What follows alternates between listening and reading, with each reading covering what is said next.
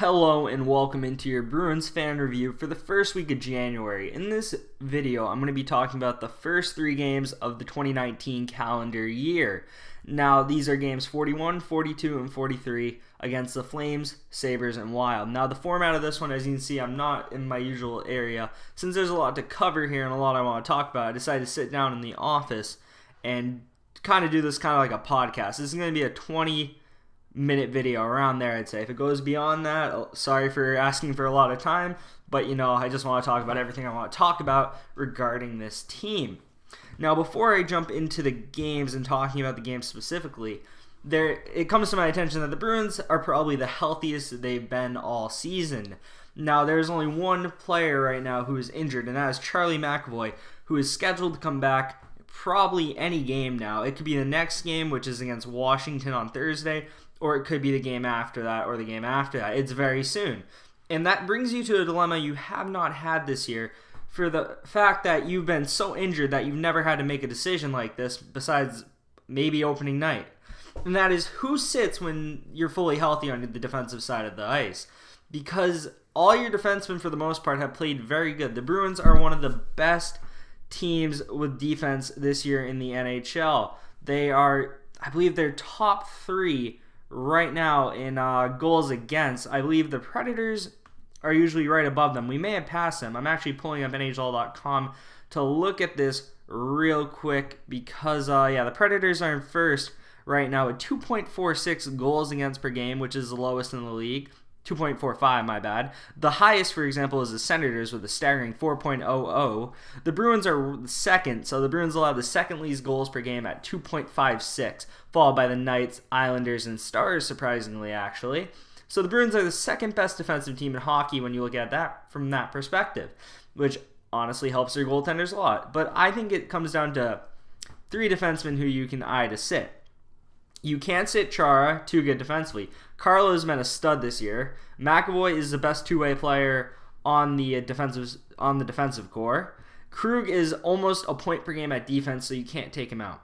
So the three guys I think that you can consider taking out are John Moore, who is very good two-way, Kevin Miller, who's kind of the enforcer of the team and is very solid defensively this year, and then Matt Grzelcyk, who is kind of a Torrey Krug light, but he's a very good skater, and no discredit to Matt, he's a great player. Now, when I think of this decision, I think it's a clear choice, and it's not one I like to make, but I think Matt Grzelcyk is the one who has to sit out of these three. For the pure fact, he brings nothing really unique to the bottom pair, and he's not going to get the power play time to use his skill set most effectively. Whereas I think the Miller's presence on the ice is needed. So I think he's automatically Kevin Miller should be, out of these three, the most likely to keep a spot, because he brings an element that no one really on the Bruins D-core possesses outside of Chara, but Chara is a little more tame than he used to be. Miller's more dirty and he'll get in your face, and I think that's kind of necessary as long as he plays a good defensive game, which he has been up to this point. John Moore, I think, just brings more to the table than Matt Grzelcyk in size, and I think John Moore is also a pretty good offensive player to the point I don't think the difference is big enough between him and Grzelcyk there to look past Grzelcyk's other flaws of size and just defense in general. Not saying Matt Grzelcyk is bad, I'm just saying the Bruins D-core is so good that someone has to sit, and I think in this case it's Matt Grzelcyk. How long will the health last though? Who knows, and to be honest, that's why you don't trade anyone from this D-core. You just ride with who you got, and if a guy has a bad game, you put Grzelcyk back in.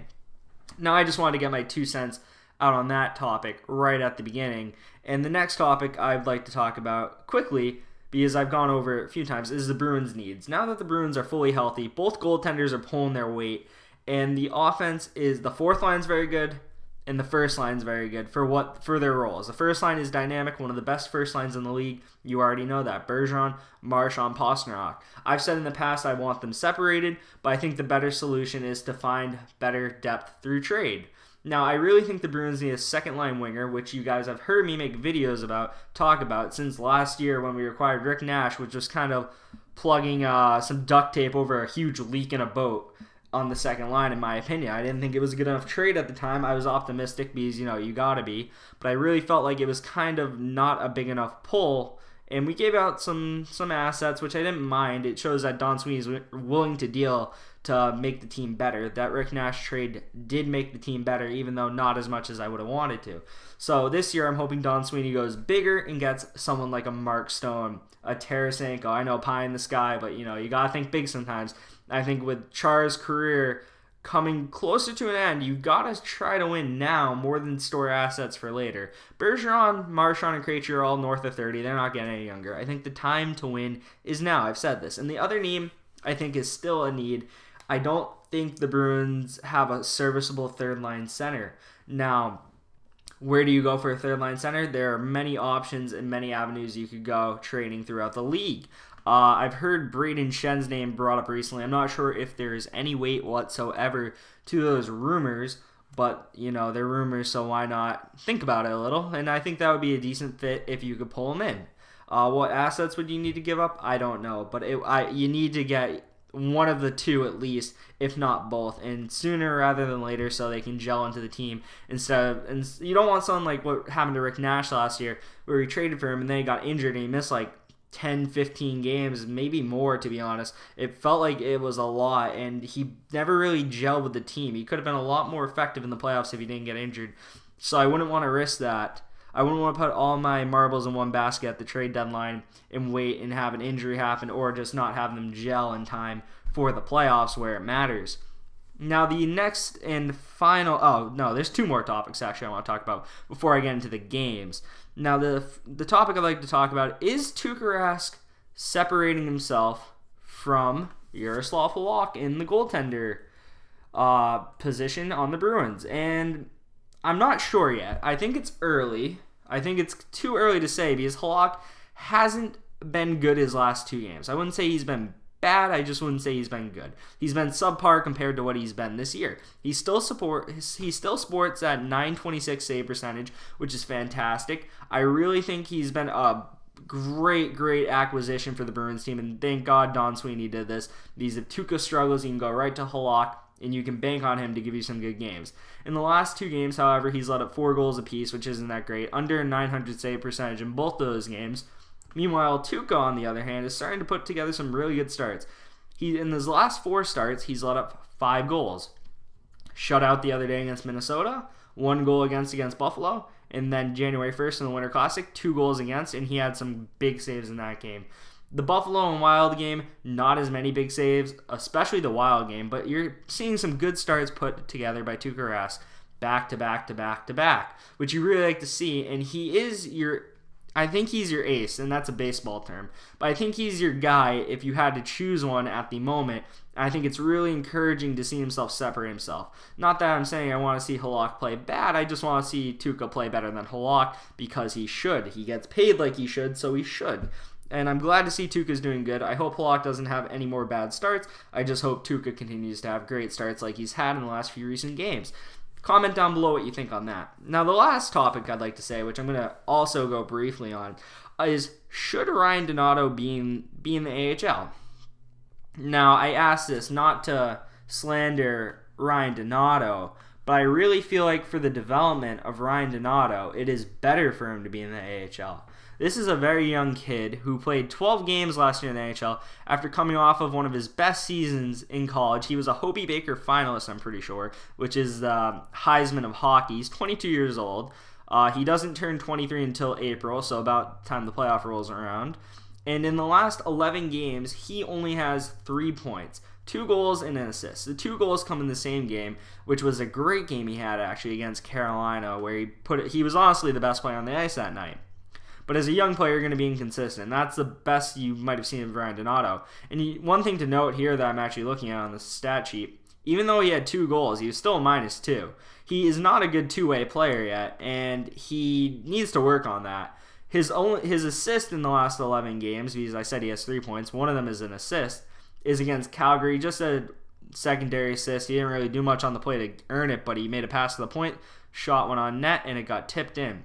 And, not to slander his assist or say it's bad or anything. Not saying that at all. I'm just saying I think for the development of Ryan Donato, it would be better for him to play first or second line minutes in the AHL where he can learn. He can make mistakes and they won't cost us in the big picture. Right now he's in the last few games. He's played about 10 minutes.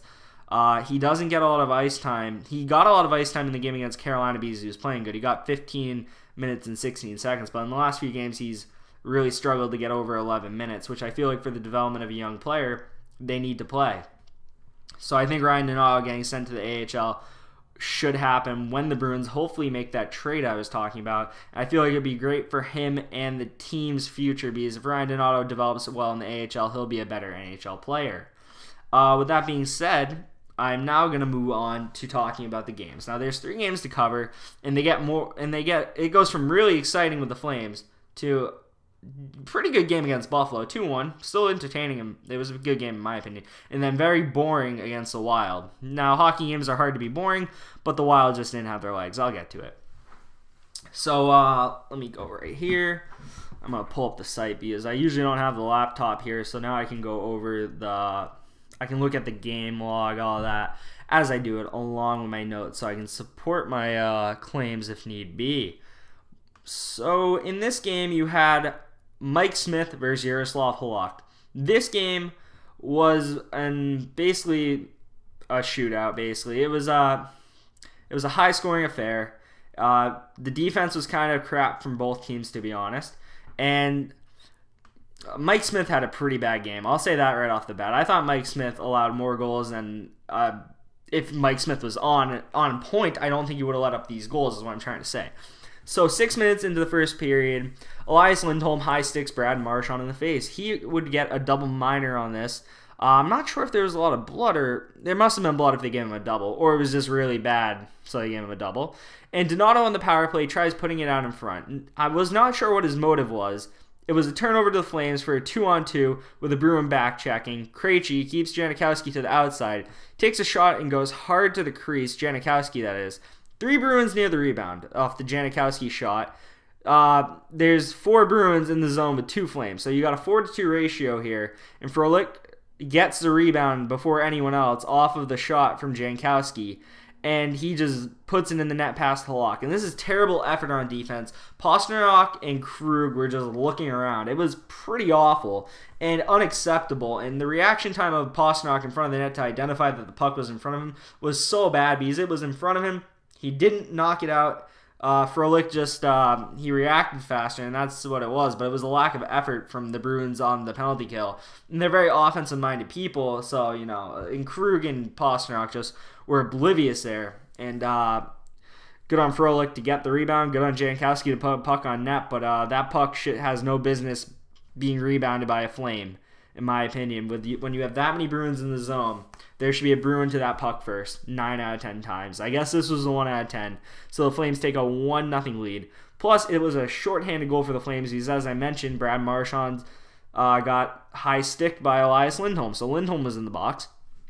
And this is the league-leading 9th shorthanded goal against. We have the worst power play when it comes to keeping the puck out of our own net, which is pretty awful. But our point men are kind of risky, which pays off a lot of the time. So I'm not sure if I really want them to change much, but it is kind of alarming to see that we're the worst in the league at something. It's never a good thing to be the worst, especially in, I guess, goals against you when you're on the power play. You should be scoring and you're letting up goals.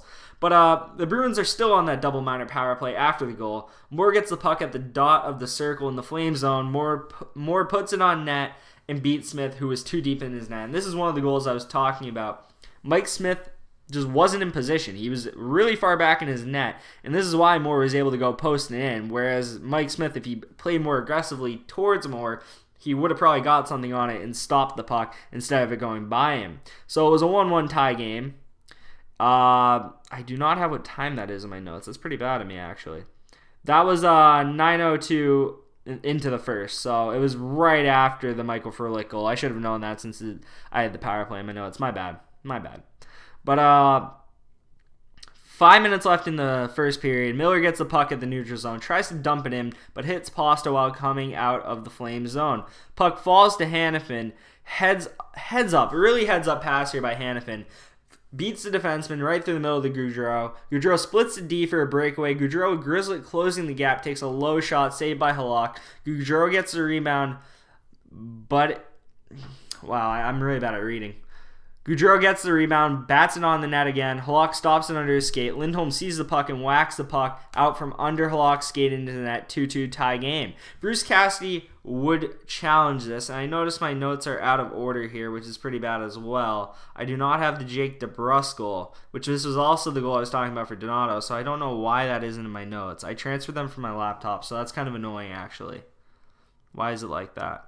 All right, 5 minutes left in the first. Bruins pin Flames in their own zone. Donato coming up the boards, gives it to Krejci at the point, shoots it. DeBrusk tips it down 5-hole on Smith. It was just such a small thing I missed that. So that happened before what I just talked about.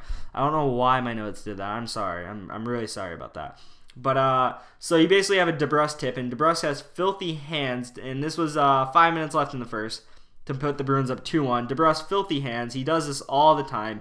Really good in front of the net, and, you know, a lot of people don't know that about Jake DeBrusk unless you watch him play. He's really good with his hands in front of the net, redirecting, getting his body on pucks like he did in another game that I'm going to talk about in a minute. But anyway, 1 minute into the second period, so this is the goal I was about to talk about. Miller gets the puck in the neutral zone. He tries to dump it in, but he hits Pasta while he's coming out of the Flame zone. The puck falls to Hanifin, and he makes a really nice heads-up pass to Gaudreau to split the D for a breakaway. Gaudreau with Grizzly closing the gap, takes a low shot because he has to. Saved by Halak. Gaudreau gets the rebound. He bats it on the net again. Halak stops it, and it's pinned under his skate against the ice. You would hope for a whistle here, but the ref doesn't blow it in time to bail Halak out, and Elias Lindholm jumps on the puck that he can see exposed from under the skate and bats it in out from under Halak's skate. Bruce would challenge this, claiming goaltender interference. I kind of knew while I was watching it wasn't going to be interference because Elias Lindholm made an honest play on the puck and put it in even though it was under Halak's skate. So we would tie the game 2-2, 1 minute and 5 seconds into the second period.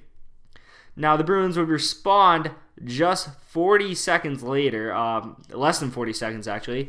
Bruins first line gets it into Calgary's zone. Bergeron gets the puck to Krug at the point. Krug intentionally puts it wide to get a deflection. Krug's very smart with using the boards. Marchand wins the physical battle down low with Hamonic, which is surprising because of Hamonic's play style and how big he is. He gets position in front and tips it in past Mike Smith. A second tipping goal, and the Bruins would lead 3-2. 7 seconds left in the second period. Lindholm takes another penalty, this time interfering with Corrali. So the Bruins heading into the third period start with a power play. The Flames dump it into the Bruins zone to kill time. Krug collects the puck, and this is my favorite assist of the year so far. Krug, before he gets to our own blue line, so this is basically a 140-foot slap shot off the boards in the Flames zone. So he just rips it from our own zone into the other zone. It banks off the boards. Pastrnak is timed perfectly with Krug's pass, so Pastrnak beats the defense. He goes around them. It's kind of like an over-the-top play in football, except the puck wasn't over the top. So Pastrnak gets the puck first, uses his speed, and does a nice little forehand, backhand deke with Mike Smith. He beats Mike Smith because of how much speed he has coming into the zone and going on net. There's really not much Mike Smith can do there. So the Bruins take a 4-2 lead off of that beautiful pass and beautiful finish by Pastrnak. Mid-third, Johnny Gaudreau would get the puck in the Bruins zone in the corner. He goes below the goal line and heads like he's going to go behind the net. But before he goes around the net, he decides to try banking it off Halak, and he does. And this is a pretty bad job by Halak holding the post. These Johnny Gaudreau just banks it off his back and in, maybe the back of his head a little. But if you're holding your post properly and you're being honest to the play, you're not going to let in this goal. Sadly, Halak didn't do his job here, and the Bruins would still have a lead. It would be a 4-3 lead. Flames cut the deficit by 1 there. 6 minutes left in the third. Heinen with good positioning blocks and pressures Shillington, or like it's pronounced like it looks like Kylington, but I'm pretty sure it's like Shillington or something at the point, which leads to DeBrusk coming down the wing with the puck on a 2-on-1 with Krejci against Rasmus Andersson. Rasmus Andersson would take away the pass, leaving DeBrusk with a bad angle shot, and he decides to backhand it. He beats Mike Smith, and this is another goal where Mike Smith doesn't do his job. He's too deep for some reason in this game a lot of the time if you look back. And this is just one of the examples of him being way too far into his net, which is why DeBrusk is able to beat him with a backhander. And good on DeBrusk for putting on net, but Mike Smith would need to be better here for the Flames. But I'm a Bruins fan, so I don't really care. Thanks for messing up Mike. Under 4 minutes left, the Flames start putting on pressure in the Bruins zone. Giordano would take a shot from the wall. It's blocked in front. Backlund finds it in front of him. He's not facing the net, though. And John Moore does a good job to pressure him, but somehow Backlund whacks at it backhand and roofs it over Halak, and it really didn't make sense to me how he did this. I think it was kind of a combination of skill and luck here from Backlund to just try to backhand it towards the net, not even looking. He's even though Moore's putting on good pressure, it goes over the stick and beats beats Yaroslav Halak, and the Bruins lead would be cut by one again, 5-4 lead. The Bruins are, however, able to hold out, and Marchand would get the empty net. The Bruins will win 6-4 in a very exciting game. You should go back and watch the highlights if you did not see this game. Smith had 5 goals against, only faced 26 shots. As I said, Smith did not do good. 2 of those goals were blatantly his fault. 2 of them were tipping, so they weren't really his fault too much. But 2 of those goals he definitely should have saved, and he would have given his team a much better chance to win. Halak, outside of that 1 goal, wasn't too bad. You would have liked to see him make a few more saves, but overall, not that bad. Flames 0 for 4 on the power play, and a lot of these tight games or games where they're like shootouts, the Bruins prevail because they have a better power play than another team. Flames were 0 for 4, Bruins were 2 for 4, and you got a really solid win to give the Bruins 2 points here. That would be their 3rd straight win. So now I'm going to jump to the Sabres game, and I will change over the slides. So now you get pictures and the score from the Sabres game, as you can see. And these next 2 games are going to be a lot quicker than that recap because there was a lot of goals, and these other 2 games are a lot more simpler to break down. So the Sabres would come into Boston, and they would have no Jack Eichel, which is a huge blow to the offensive capabilities of Buffalo right off the bat. You saw what Eichel did the first time he faced the Sabres, where he put up a 4-point game, and the Sabres won 4-2. He's a dynamic weapon. You really don't want to face him, but if you take him out of the game against Buffalo, Buffalo's a very beatable team, and if he doesn't play, you're a very, very beatable team, and they should be beaten by most teams in the league without Jack Eichel. So one thing to note is that Bruce Cassidy's been going to this 4th line a lot. And in this game, the 4th line would play the 2nd most minutes, and they would also start the game. They've been fantastic. 20 seconds in, Corrali goes to the net with the puck, shoots as he's falling. Ullmark makes the save. Wagner, however, gets the rebound and puts it past Ullmark, who is a little out of his net. Now you're thinking, great, the Bruins scored 20 seconds in, but it's called off for goaltender interference because Corrali slid into Ullmark. Now, Corrali didn't mean to do it. Ullmark was a little outside of his crease a little, not really somewhat. Jack Edwards would tell you he is. I would tell you he was still in his crease, like more than half of his body's in the crease. Now, I think it's the right call to take this away as much as I do not like it as a Bruins fan. However, Wagner would get the second, I'll get to that in a sec. 10 minutes later, 4th line out there again. Dahlin tries to start the breakout from his own zone, but he fumbles it like Mark Sanchez. Acciari would poke it to Wagner, who has a point-blank chance and fires it past Ullmark for the 1-0 lead. Wagner would redeem himself from, I shouldn't say redeem himself. He would basically score the opening goal. After he already scored the opening goal. And I have 2 quotes from Jack Edwards. Right after the puck went in, "That one will count," Jack Edwards would exclaim. Followed by, "Chris Wagner scores the opening goal for the 2nd time tonight," which is very true. And good on Wagner for staying with it and playing hard tonight. So the Bruins take the 1-0 lead 10 minutes into the game, basically. And at the start of the 2nd period, Chara, I just had to include this isn't a goal, but Chara did some great work down low, and you got to praise the big man when he does stuff he shouldn't do. And then in the offensive zone, he does a little self-pass, backhand pass off the boards to Deke Tage Thompson down low, and then put a nice little quality backhand pass to Wagner on front for a point-blank opportunity. No goal there, but it kind of just shocked me, and I saw it again when I watched the highlights over, so I just thought I'd include that because the big man putting on the big moves down low. You'll have to see it. 2 minutes into the 2nd period, Rodriguez has it in the Bruins zone. He takes a shot from the boards. Rask kicks, saves, and he kicks it out purposely. He literally just fires it up off his leg to start the breakout to David Backes here, with Marchand coming down the right side. Rasmus Ristolainen does a good job of taking away the pass, so all his goalie has to do is save the shot. However, Ullmark goes down a little too early. Backes shoots it over the shoulder, roofs it to put the Bruins up 2-0. You love to see that from Backes because you don't really think of him as much of a sniper, even though he's a very capable scorer. And the Bruins would take a 2-0 lead, and they were dominant defensively in this game. Really, the Bruins defense has been fantastic as of late, and all I can sing is their praises lately. They really haven't made too many mistakes that have really cost us since the game against the Whalers / Hurricanes, whatever you want to call them. The only goal they would let up in this game was with 2:42 left, Rasmus Ristolainen starts a breakout as the Bruins are changing, so all he has is a one-on-one with Chara. Takes it outside. He has a little more speed than Chara, so he gets a lane to shoot it, and really, this should be saved by Rask. It honestly should. This puck has no business going in the net, but Rask gets beat top shelf, and it is a pretty good shot, I'll be honest, so I shouldn't be that critical, but it felt like it should have been saved, and I really wanted Rask to get the shutout. I was upset to see this puck go in all honesty. But the Bruins would hold the Sabres from scoring anymore. They would not get an empty netter, and they would pull out the win 2-1. We outshot the Sabres 41-32 in this game. Tuukka made 31-32 saves, putting together an awesome performance. Had some very big saves on Jeff Skinner, two specifically that stood out.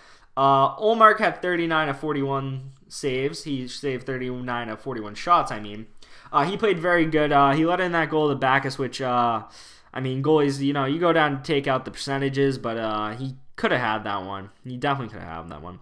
The fourth line worked hard, as I was talking about. Best line in the game, in all honesty. They were awesome. They had the second most ice time, only below the first line, which the first line gets a lot of ice time through power plays. So if you take away power play time, this line might have been the most at even strength. First line was a little off with connecting passes to each other. They easily could have put up like not themselves, but the team could have put up 4 to 5 goals if the first line was clicking a little better. And as I said, the defense was on point. No complaints about that. And now we'll switch over to the final game I'll talk about, and that is the one against the Minnesota Wild. And this game was boring. Oh my god. Okay, so in the Wild's defense, they're coming off the end of a brutal road trip, and they just faced Montreal the night before. They got out of customs at like 3 a.m., Jack Edwards said, and all that. So you understand why they're tired, end of a road trip. They just want to go back to the land of 10,000 lakes, Minnesota. I have kind of a distaste for the Wild. They're just a boring team that does nothing interesting ever, and they're just a first-round exit in the making. I really hope they don't make the playoffs. That way I don't have to see them miss out on, I shouldn't even say miss out. I don't want to see them in the playoffs because I feel like I'm just guaranteed a first-round exit again. But anyway, you got Stalock versus Rask, and Stalock's making his first start in a month, so you catch him cold, I guess you could say, but he definitely wasn't the reason they didn't win. The Bruins killed them from puck drop to final horn. That's all I can say about this. But I'm going to go over what happened. Heinen got a goal 6 minutes in. The Bruins would get Minnesota pinned in their own zone. John Moore took a shot from the point. Dan Heinen tips it in past Stalock. Nothing Stalock can do. You just pin a team in their zone. Puck's on net. You get a stick on it. It goes past Stalock. And it's really as simple as that for that goal. The Marchand goal, Bruins have a face-off in Wild zone. This is still in the first period, by the way. Bruins gain control. Moore gets it on the boards. Back skates to the point. Finds Bergeron at the center of the blue line. Bergeron stays in the zone. Takes a low shot. It hits hard off the boards. Ricochets off the boards to the front. Marchand's the first one there. He banks it. He basically one-times it off the shot off the boards. Past Stalock before Stalock can readjust. And the Bruins would go up 2-0. Just shots on net and the Bruins being relentless on the puck is what got them that goal. When you get that many opportunities, when you just possess the puck in another team's zone for so long and dominate the play and put pucks on net, you're going to get rebounds, you're going to get chances, as I'm saying. Very late first, the Bruins would get a power play because Eric Staal trips Rask, and this is one of the worst calls you'll see all year, in my opinion. Now, Eric Staal is going behind the net. He's passing the net to go towards the boards to get the puck. Now, Zdeno Chara caves him in from behind. Now, I thought it was a penalty on Chara when I heard the whistle, but Chara kind of hits him, kind of rides him from behind a little, and Staal falls into the boards. And what you can't see live, or you don't notice live, is that Staal's stick is behind him as he's getting taken down by Chara. And he's trying to save his life, basically, guarding his head from hitting the boards, but his stick is behind him, and it trips Tuukka Rask as Tuukka Rask is going back to his crease after playing the puck behind the net. So really, it didn't affect the play at all. Staal was going to get hit into the boards, and he was going to not get that puck at all. There was no chance Staal was going to get the puck. And because his stick happened to catch Rask's skate barely, and Rask kind of was skating backwards and off balance, which I think had a lot to do with it, Eric Staal goes to the box. And I think that's kind of a joke of a call.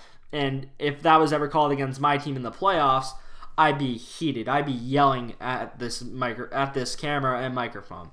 But anyway, I move on because the Bruins move on, and the Bruins move on to a power play with less than a minute left in the period and less than a minute left on the power play. Bergeron would shoot it from the point, another shot from the point that Bergeron, and Jake DeBrusk would be in front of the net, and the puck would literally hit him in the chest and go in. This shot was nowhere near the net. It definitely wasn't a shot that was intended to be a pass. It's just Bergeron missed the net, and he hit Jake DeBrusk and went in. If Bergeron's trying to bank it off Jake DeBrusk's chest, that's bold because you could really injure Jake DeBrusk. And he just missed a shot. It hit DeBrusk, and it went in off DeBrusk's chest. It literally hit the Bruins logo, I think. Bruins would go up 3-0 into the first intermission, and there was no shot in hell Minnesota was coming back. They really didn't have a shot. They didn't play with enough energy throughout the rest of the night. I will give them credit, though. They played better in the second and the third than they did in the first. They came out really flat-footed, but overall, the road trip took a lot out of them, and they were too tired. 6 minutes into the second period, Parise would trip Bergeron and goes to the box. Marchand comes down the wing on the power play, throws a hard pass in the middle with traffic in front of the net on the power play. It redirects off Bergeron's skate. I think Bergeron kind of purposely redirected, or he moved his skate so it would bank off it and in, and the Bruins would go up 4-0. So really you have 4 goals. You got one off the chest, one off the boards and rebounded in, and then you got another tip along with this skating in. So these are 4 really grindy type goals, not pretty goals at all for the Bruins. And that's all they would need to win this game. It was never in doubt. The Wild never put on consistent pressure. They never surged. The Bruins did their job defensively. They got the pucks on net and redirected them in. They did what they had to do, and they won 4-0. The Wild were 0 for 3 on the power play and had 0 shots on all 3 power plays. As I said, their offense sucked. It was really a poor performance from them top to bottom. Ryan Suter is a gem, and he does not deserve what the Wild have put in front of him offensively throughout his career. And he puts up decent offensive numbers himself prior to some people's beliefs. Really tough night for Stalock. He deserved none of that. He didn't play bad. It's just all the pucks that went in, he had no chance of saving for the most part. Rask did what he had to do. This is a shutout, but I was talking about Rask being consistent and good. Rask didn't have to do much during this shutout. He had a few good saves, specifically on Eric Stahl. I'm pretty sure one of the backhanders is shown. I don't think I have it, but you got Eric Stahl in the net. I'm pretty sure that was another good offensive opportunity for Stahl. He had 2 or 3. Stahl is a good player. Sadly, though, his team around him didn't do enough to help him tonight. Chara and Carlo, that pair was dominant. They ate the Wild's lunch. The fourth line had the most time on ice of any pair, even more than Marchand, Bergeron, and Pasternak, which is pretty insane that your fourth line's playing that many minutes. They've been fantastic lately. So that concludes my coverage of the Eastern games. And the next game that the Bruins play is tomorrow against the Washington Capitals. The last game against the Capitals was... the last win we had against the Capitals was on March 29th, 2014. They have lost 13 straight against the Capitals. That might be the longest streak for losses against a single team in the NHL. I think we have a good one over the Coyotes. I'm not sure if it's that long, though. And plus, we play less and we play each other less because we're in different conferences. So it's been a long time since we beat the Capitals. And if you remember opening night, we got our asses kicked by the Washington Capitals 7-0. It was not a fun game to watch. It was very depressing. And we need revenge. We need to avenge that 7-0 loss. So I'm making the bold prediction right here. And I'm going to be streaming this game on Twitch. So I'm Patar Talk Sports at twitch.com. So if you go into Twitch, you type in Patar Talk Sports. You can find my channels, follow me and all that on Twitch. I'm going to be live streaming during the game on there because YouTube banned me from streaming on here, as you may have known if you've seen that video. So watch the game with me there. Watch it. Watch my stream as you're watching the game, I recommend. It's going to be a good one. And I predict the Bruins are going to win 5-1. That's going to be my prediction. They've been playing great lately. They're on a 5-game win streak, and they're coming for Washington. They're coming for you. And I'm really amped for this game because this game, it means a lot for a regular season game. Because if you can't beat Washington, it's going to be a lot harder to get to the Cup. Because you're not going to have confidence that you can beat them if you face them in the playoffs, and that mental edge could be enough for Washington to beat you in the playoffs. So I think this is a really important regular season game. You got momentum. You're facing your daddy basically in the Capitals, who have had your number since 2014. I was 15 when that happened. I'm now 20.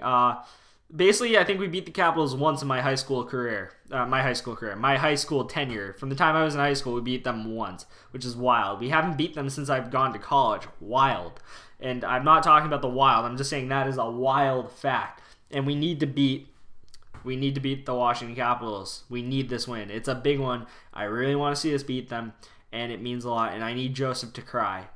Joseph watches streams. He's a Caps fan. He needs to cry. We need to kill them 5-1. And he gets really nervous about them, so I really hope we make him nervous.